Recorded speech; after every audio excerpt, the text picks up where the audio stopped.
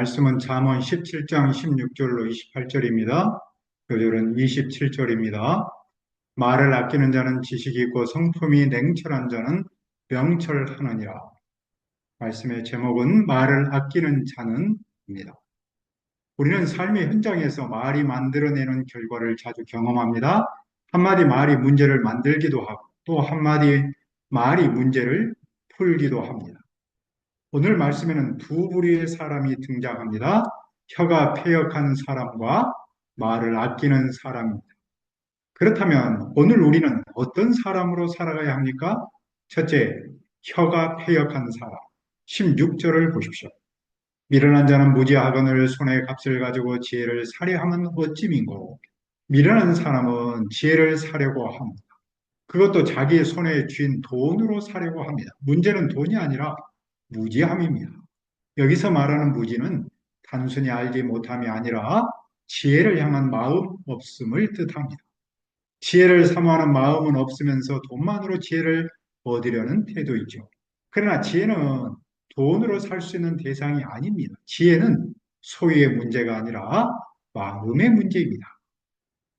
이 마음의 문제가 가장 분명하게 드러나는 자리가 어디입니까? 바로 친구와 형제의 관계입니다. 친구의 사랑하는 상황에 따라 끊어지지 않습니다. 그리고 형제는 유급한 때를 위하여 태어납니다. 어떤 상황에서도 변함없이 사랑하는 친구가 있고 어려운 때에 함께하는 가족이 있다면 그 사람은 이미 지혜로운 삶을 살고 있습니다. 반대로 지혜 없는 사람은 어떻게 행동합니까? 그는 남의 손을 잡고 이웃 앞에서 보정을 섭니다. 여기서 손을 잡는다라는 말은 쉽게 서약한다라는 뜻입니다. 분별력이 없는 사람은 말의 무게를 알지 못한 채 쉽게 약속하고 책임질 수 없는 보증을 섭니다.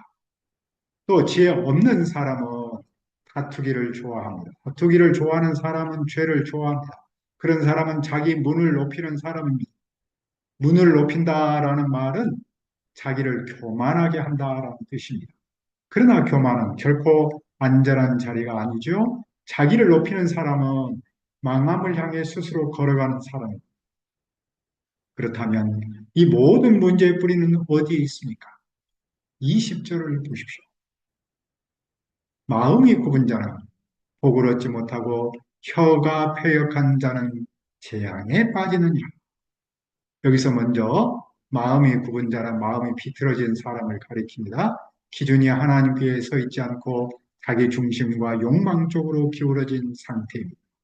그런 사람은 복을 얻지 못합니다. 왜냐하면 복은 상황이 아니라 방향의 문제에 속이기 때문입니다. 또 혀가 패간 사람은 말로 현실과 사실을 의도적으로 뒤집는 사람입니다. 이는 단순한 말실수나 감정적 표현을 말하지 않습니다. 의도를 가지고 왜곡하고 공격하고 책임지지 않는 말을 내뱉는 태도입니다. 그런 사람은 결국 재앙에 빠집니다. 왜 그렇습니까? 비틀어진 말은 우연히 나오지 않기 때문입니다. 비틀어진 마음에서 비틀어진 말이 나옵니다. 말은 마음의 표현입니다.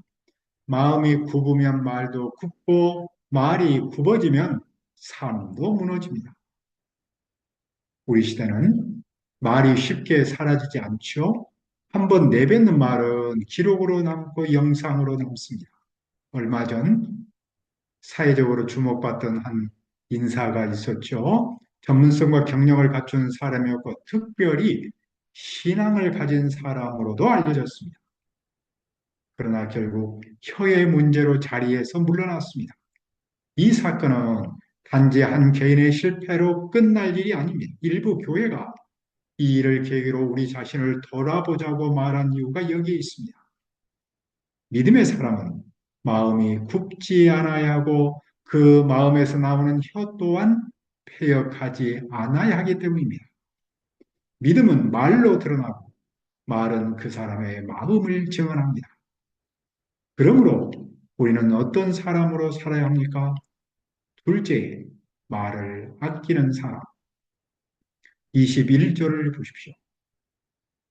미련한 자를 낳는 자는 근심을 당하나니 미련한 자의 아비는 낙이 없느니라. 여기서 말하는 미련한 자는 지능이 낮은 사람을 가르치지 않습니다. 앞서 본 것처럼 마음이 굳고 혀가 패여간 사람을 말합니다. 그런 사람은 자기 말로 주변을 상하게 합니다. 그래서 미련한 자를 둔 부모는 근심을 겪고 기쁨을 누리지 못합니다. 혀가 패간 사람은 자기 자신만이 아니라 가장 가까운 사람들의 기쁨까지 앗아갑니다. 우리의 삶에서 마음의 즐거움이 얼마나 중요합니까? 마음의 즐거움은 약과 같습니다. 약 중에서도 보약과 같습니다. 반대로 심령의 근심은 삶의 기운을 말려버립니다. 미련함이 쌓이면 집안에서 웃음이 사라지고 근심이 자리 잡으면 삶 전체가 메말라갑니다. 반면 즐거움은 삶을 살리고 근심은 삶을 마르게 합니다. 그런데 이 문제는 개인과 가정에만 머물지 않습니다. 악인은 뇌물을 받아들이고 정의를 비틀어 놓습니다. 미련함은 개인의 성품에서 시작하지만 그 결과는 사회의 정의를 무너뜨립니다. 그러나 지혜는 멀리 있지 않습니다. 지혜는 명철한 사람 앞에 있습니다. 그런데도 미련한 자는 다른 곳을 바라봅니다. 더 멀리, 더 큰 것, 더 자극적인 것만 찾다가 정작 눈앞에 놓인 지혜를 보지 못합니다. 그래서 그 결과는 다시 관계의 고통으로 돌아옵니다. 미련한 자식은 아버지의 근심이고 어머니의 고통입니다. 미련함은 사랑의 자리를 가장 아프게 찌릅니다. 그리고 이 미련함이 사회의 판단 기준이 될 때 그 결과는 더욱 심각해집니다. 미련함의 기준이 되면 선과 악이 뒤바뀝니다. 의인이 벌을 받고 정직한 사람이 공격을 받습니다. 그래서 말을 다스리지 못한 미련함은 결국 가정도 사회도 함께 무너뜨립니다. 그러면 이 모든 악순환을 멈추는 한 지점은 어디입니까? 27절을 읽읍시다. 말을 아끼는 자는 지식이 있고 성품이 냉철한 자는 명철하느니라. 여기서 말을 아낀다라는 말은 말하지 않는다라는 뜻이 아닙니다. 말을 자제하고 필요할 때만 말한다는 뜻입니다. 지식 있는 사람은 아는 바를 다 말하지 않고 말해야 할 말만 말합니다. 말을 함부로 하지 않고 삶의 현장에서 자제합니다. 또 성품이 냉철한 자는 차가운 사람을 말하지 않습니다. 감정이 없는 사람이 아니라 감정에 끌려가지 않는 사람입니다. 명철은 말솜씨의 문제가 아니라 감정을 절제하는 성품의 문제입니다. 요즘은 말하지 않으면 약해 보이는 세상입니다. 바로 반응하지 않으면 지는 것처럼 느껴집니다. 그러나 지혜는 빨리 말하는 능력이 아니라 말하지 않아야 할 그 순간에 멈출 줄 아는 힘입니다. 우리를 무너뜨리는 말은 대부분 너무 빨리 한 말이었습니다. 반대로 우리를 살린 결정은 대부분 감정을 자제하며 하지 않은 말이었습니다. 우리는 살다 보면 누군가의 한마디의 마음이 긁히는 순간을 만납니다. 그 순간 머릿속에는 즉시 반박할 논리가 떠오릅니다. 그러나 바로 그때 우리는 스스로에게 이렇게 물어야 합니다. 지금 이 말을 꼭 해야 하는가? 아니면 참아야 하는가?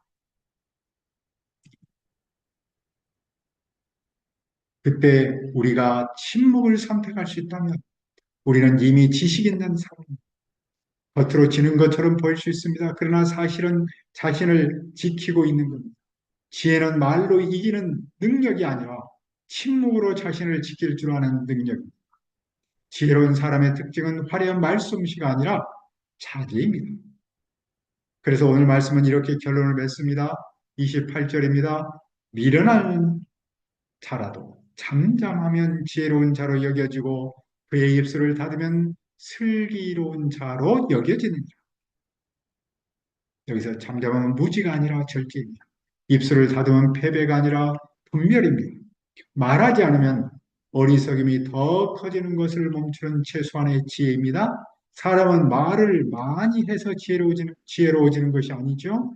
말을 아낄 줄 알 때 지혜로워집니다. 이상에서 볼 때 오늘 우리는 어떤 사람으로 살아야 합니까? 오늘 말씀은 혀가 패역한 사람과 말을 아끼는 사람을 분명히 대비하여 보여줬습니다. 그리고 결론은 분명합니다. 우리는 말을 아끼는 사람으로 살아야 합니다. 지혜는 말에 능력이 있지 않고 말이 자제히 있습니다.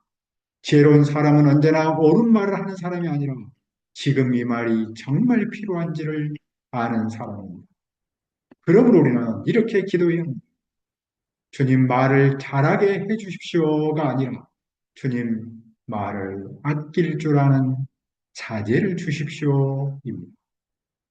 오늘 우리의 말이 우리 자신을 무너뜨리지 않고 오히려 우리의 삶과 공동체를 살리는 도구이를 기도합니다.